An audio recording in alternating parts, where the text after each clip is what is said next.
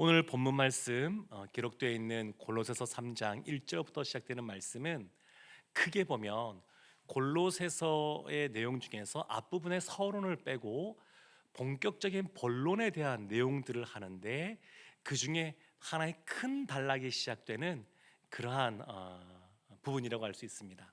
앞부분에 보면 골로새 1장 15절 말씀부터 보게 되면 그리스도의 탁월성, 예수 그리스도가 먼저 나신 이이다, 이런 말씀들을 하게 되고, 또 사도 바울의 사역의 고백들도 나오게 되고, 2장 6절부터 보게 되면 거짓 교훈에 대한 경고와 책망에 대한 것 나오게 되고, 그리고 오늘 이 3장 1절부터 시작하여서 4장 6절까지 보게 되면 그리스도인으로서 이 땅 가운데 어떻게 살아가야지 되는지에 대한 이야기를 쭉 이제 말하고 있습니다.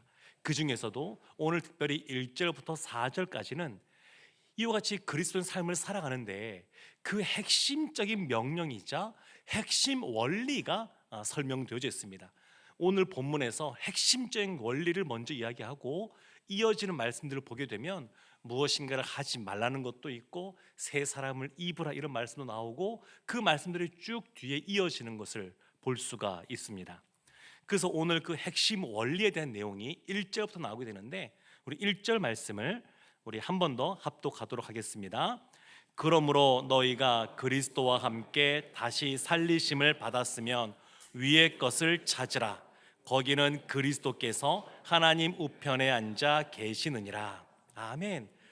너희는 누구냐를 먼저 얘기합니다. 너희는 그리스도와 함께 다시 살리심을 받았다.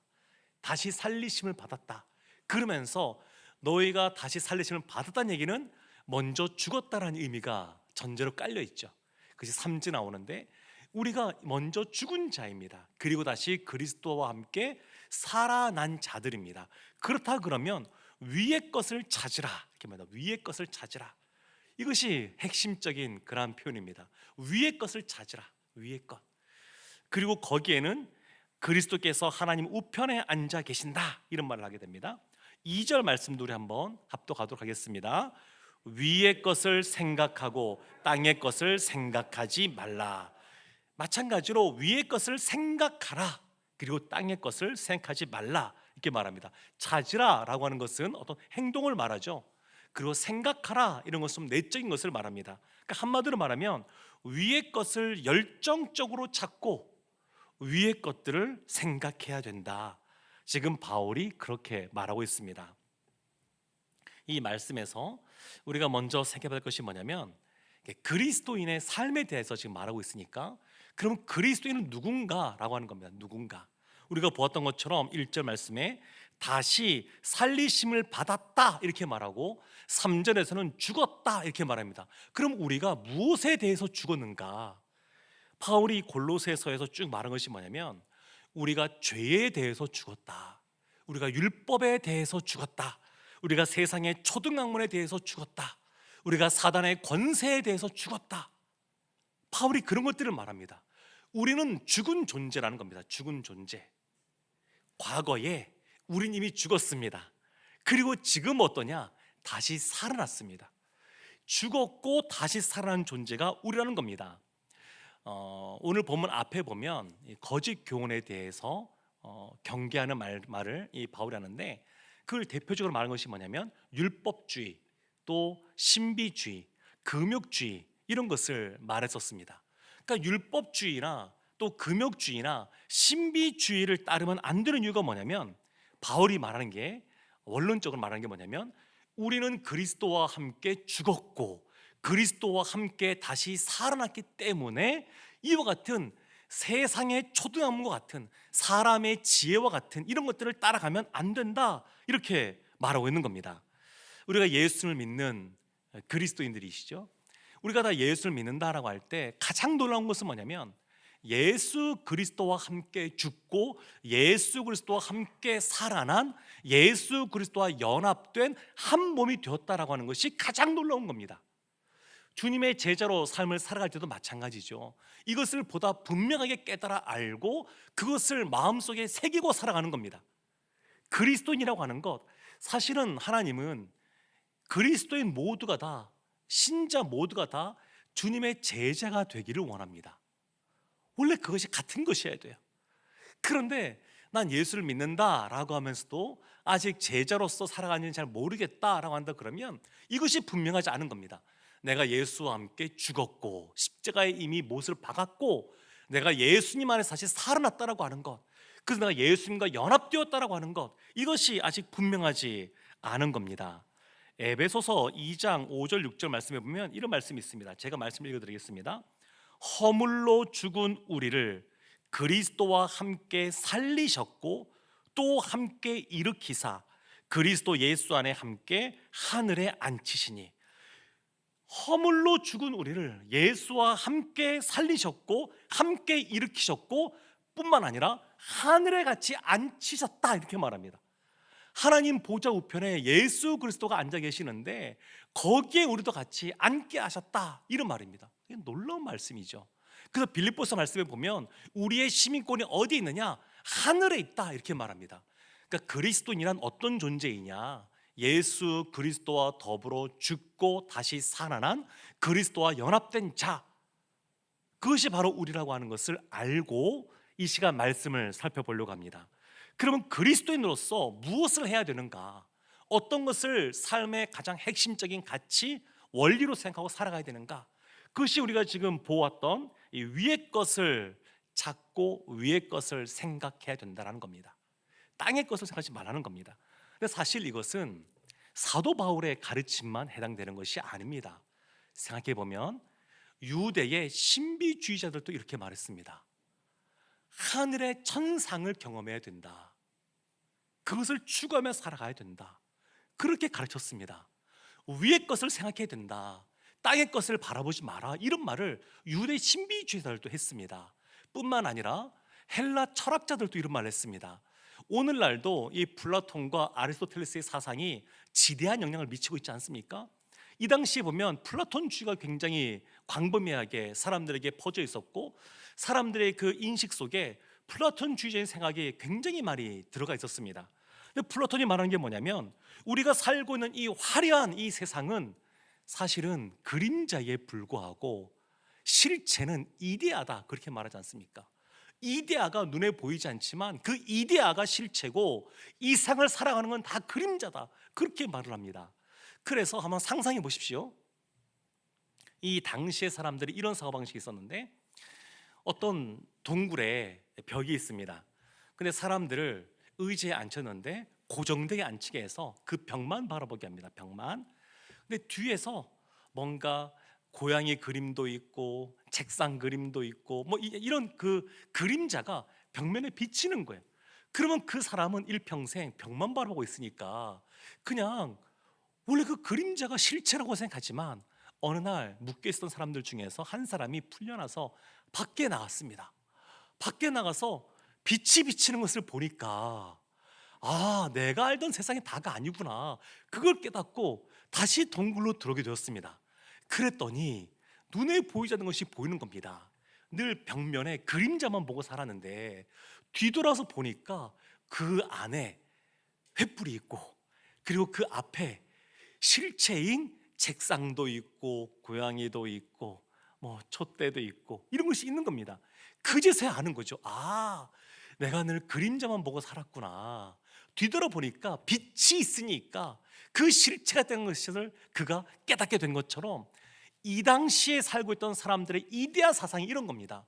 그러니까 이 세상에서 그냥 살아가지만 아무리 우리가 이 세상을 많은 걸 소유하고 있는 것 같지만 또 많은 것을 바라보는 것 같지만 이것은 사실은 다 땅의 것이고 그림자에 불과하다, 이런 말이 바울이 지금 골로새 교회에서 말하는 성도님들 가운데 기본적으로 이런 인식들이 그들 가운데 있는 겁니다. 왜 영지주의가 그들 가운데 영향이 있었냐면 그들의 철학 속에서, 그들의 문화 속에서, 이들의 사상 속에서 이것이 그냥 묻어져 나 있었으니까, 그냥 그런 것이 스며져 있으니까 사람들이 그렇게 생각하는 겁니다. 근데 바울이 이와 같이 이것을 말하지만 그런데 눈에 보이지 않지만 영원한 이데아의 세계가 있고 그 이데아의 그림자가 이 세상이라고 말하는 그러한 철학자들, 오늘도 보면 철학을 하거나 현인이라고 일컬은 만상을 보게 되면 다 땅의 것을 바라보지 말고 위의 것을 바라봐라, 이렇게 말하지 않습니까? 그러면 그들이 말하는 것과 바울이 말하는 차이가 무엇이 있는가? 사실 바울이 말하는 위의 것은 이 철학자들이 말하는, 또 유대 신비주의자 말하는 것과 다른 부분이, 명확한 부분이 있습니다. 우리가 보았던 것처럼 1절 말씀에 보면 이런 말씀이 있었죠. 위의 것을 찾으라 그러면서 거기에는 그리스도께서 하나님 우편에 앉아 계시느니라 이렇게 말합니다. 위의 것이 뭐냐? 그냥 막연한 것이 아니라, 그냥 이데아가 아니라 분명히 말합니다. 그리스도께서 하나님 보좌 우편에 앉아 계시는, 하나님 우편에 앉아 계신 곳, 그곳이 바로 위의 것, 하늘이라고 분명하게 그것을 설명해 주고 있습니다. 바울은 3층천에 다녀온 사람입니다. 하늘나라 천국에 갔다 온 사람입니다. 근데 거기에 대해서 보면 자세한 설명을 안 해요. 이게 참 특징입니다. 바울이 3층천에 갔다 왔는데 설명이 아주 간단합니다. 하늘나라는 어떤 곳이냐? 예수님이 하나님 보좌 우편에 앉아 계신 곳, 이것이 그 설명이 다예요. 너무 간단해요. 요즘 보면 유튜브나 이런 데 보면 참 이런 신비주의적인 영상들도 진짜 많습니다. 이 영적인 체험을 한다고 여기 오면 시켜준다고도 하고, 그런 것들을 막 보여준다고도 하고, 그런 것들이 아주 난무합니다. 근데 바울은 지금 뭐라고 말하고 있냐면, 하늘나라는 분명한데 예수 그리스도가 하나님 보좌 우편에 앉아 계신 곳, 그렇게 말합니다. 이 말은 예수님이 하늘나라 위의 것에 있어서 주인공이라는 것이죠. 예수님이 만왕의 왕이라는 것입니다. 예수님이 만주의 주라는 겁니다. 앉아 있다라고, 앉아 계시다라고 하는 것은 마태복음에서도 강조되는 건데, 예수님이 앉아 계시다라는 말은 예수 그리스도의 통치와 연결되어 있습니다. 예수 그리스도의 주권과 연결되어 있습니다. 그냥 앉아 있는 것이 아니라 예수님이 통치하고 다스리는 곳, 그곳이 바로 하나님 나라이고 그곳이 바로 위의 것입니다. 위의 것. 그러니까 여기서 말하는 것, 위의 것을 찾고 생한다라는 것이 무엇일까요? 이것이 그 플라톤 주쟁생으로 본다 그러면 실제를 바라보는 것이라 말할 수 있겠죠. 실제를 바라보는 것, 실제를 봐라, 실제.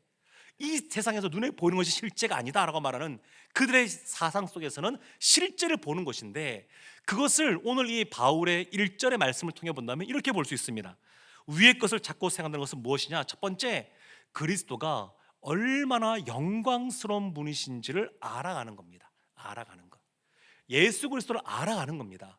우리가 예수님을 나의 구주로 고백하죠. 그리고 그 예수님을 우리가 사랑하고 그분의 말씀대로 우리가 살아가려고 애쓰고 힘쓰고 있습니다.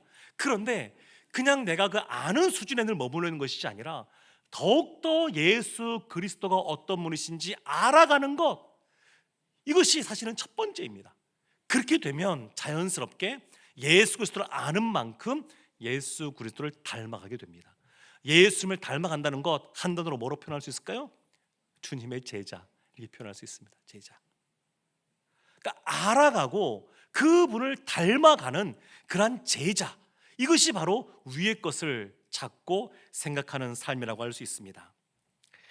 땅의 것은 뭐냐? 말씀드린 것처럼 율법주의, 신비주의, 또 금욕주의, 이런 것들, 사람의 지혜, 사람의 가르침을 말하지만 그뿐만 아니라 5절 말씀에 보면 이 땅에 있는 지체, 즉 욕망을 따라 살아가는 것, 그런 것을 다 땅의 것이라고 말하고 있습니다. 그러면 바울이 위의 것을 찾고 생각하라라고 말하고 있는데, 그러면 왜 그래야 되는지 이유에 대해서 세 가지를 말합니다. 그 세 가지가 3절과 4절 말씀에 나와 있습니다. 우리 3절 말씀 우리 함께 합독하겠습니다. 이는 너희가 죽었고 너희 생명이 그리스도와 함께 하나님 안에 감추어졌음이라. 아멘. 첫 번째 이유, 너희가 죽었다. 과거죠, 과거. 과거에 너희가 죽었기 때문에 위의 것을 생각하고 찾아야 된다, 이렇게 말하는 것이고, 두 번째, 현재인데 너희 생명이 그리스도와 함께 하나님 안에 감추어졌음이라. 감추어졌다. 감추어졌다. 현재 감추어졌기 때문에 너희가 위의 것을 생각해야 된다, 이렇게 말합니다. 참 이 표현이 쉽진 않습니다. 너희 생명이 그리스도와 함께 하나님 앞에 감추어졌다. 생명이 감추어졌다. 이걸 좀 더 이해하려면 1장 26절에 이런 말씀이 있습니다. 이 비밀, 이 구원의 비밀은 만세와 만대로부터 감추어졌던 것인데 이제는 그의 성도들에게 나타났습니다. 나타났어요. 감추어졌다는 표현은 이 유대의 묵시 문학에서 자주 나타나는데, 감추어졌다는 것은 나타났다는 것과 연결돼서 계속 나타납니다. 그러니까 지금 우리의 생명이 예수 그리스도와 함께 하나님 안에 감추어져 있습니다. 감추어졌는데 이것은 결국 나타나게 될 것입니다. 이것이 세 번째 이유로 4절 나오는데 나타나게 될 것입니다. 그러면 왜 이렇게 감추어져 있을까? 우리는 예수님 믿고 새로운 피조물이 되었습니다. 새 생명을 얻었습니다. 새 생명을 우리가 갖게 되었는데 그것을 우리가 볼 수 있을까요? 나에게 있는 새 생명, 다른 사람에게 새 생명 볼 수가 있을까요? 볼 수가 없습니다. 왜 없을까요? 감추어져 있으니까.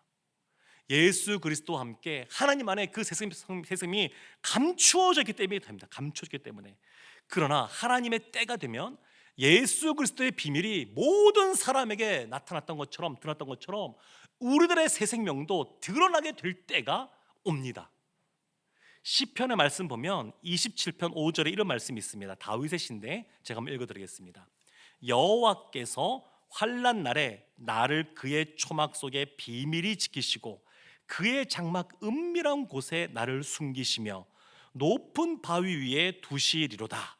여호와께서 환난 날에 그의 장막 은밀한 곳에 다윗을 숨기시고 감추셨다, 이렇게 말합니다. 감추셨다.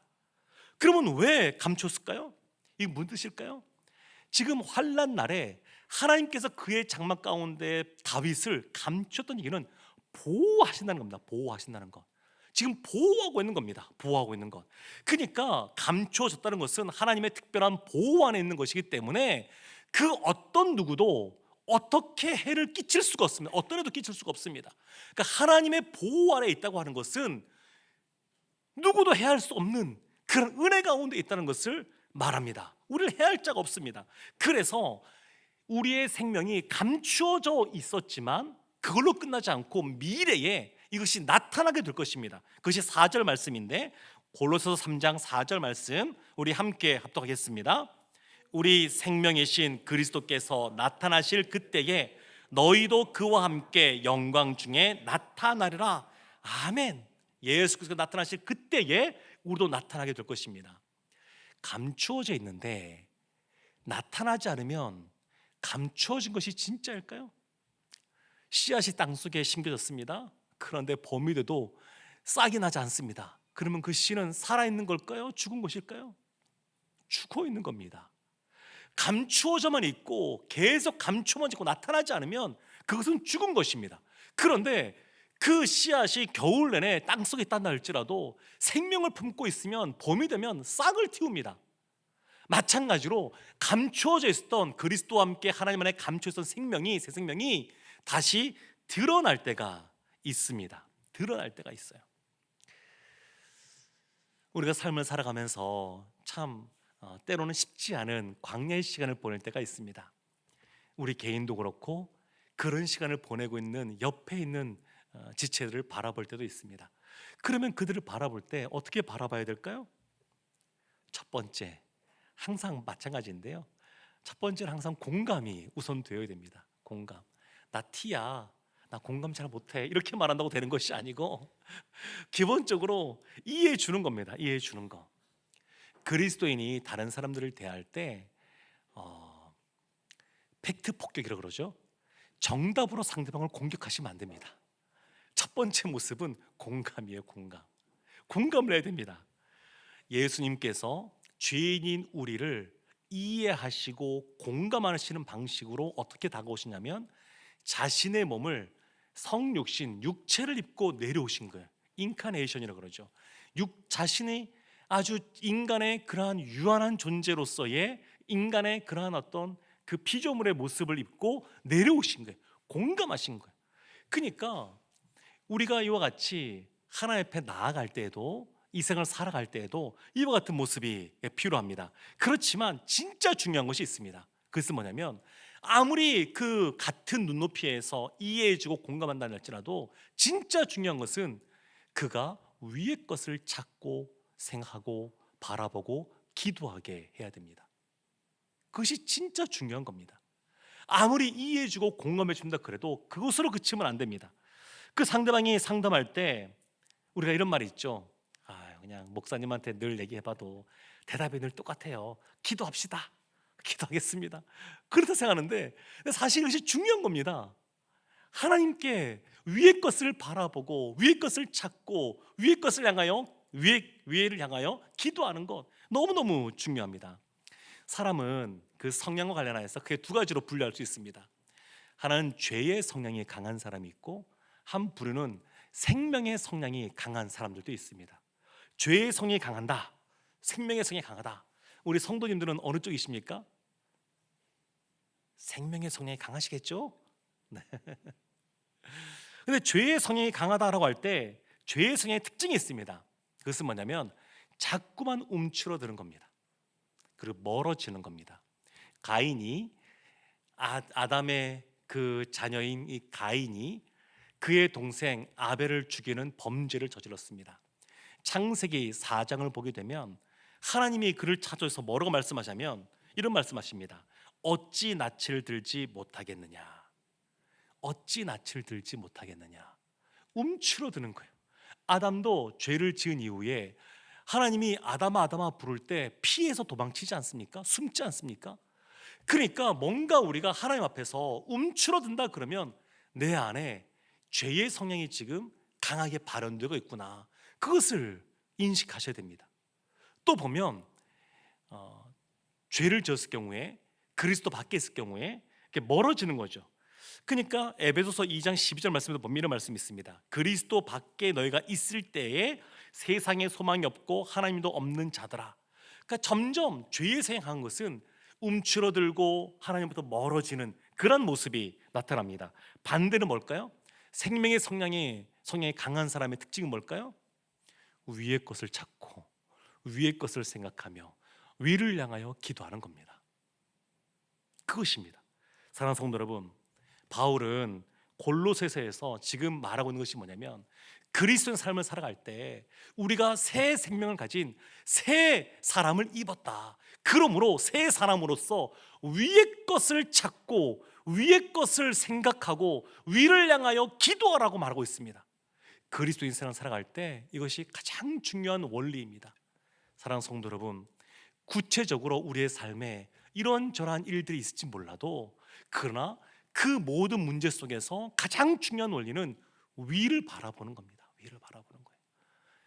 온 세상을 다스리시고 통치하시는 예수 그리스도가 만왕의 왕이요 만주의 주로 계시는 그 위의 것을 바라보고 찾아보고 기도하며 나아가면 하나님이 우리들 가운데 우리의 삶을 책임져 주시고 가장 선한 길로 인도하실 줄로 믿습니다. 시련이 우리 가운데 찾아온다 할지라도 그 주님 바라보고 나아가는 우리 모두가 되기를 주님의 이름으로 축원합니다. 아멘. 우리 이 시간 나는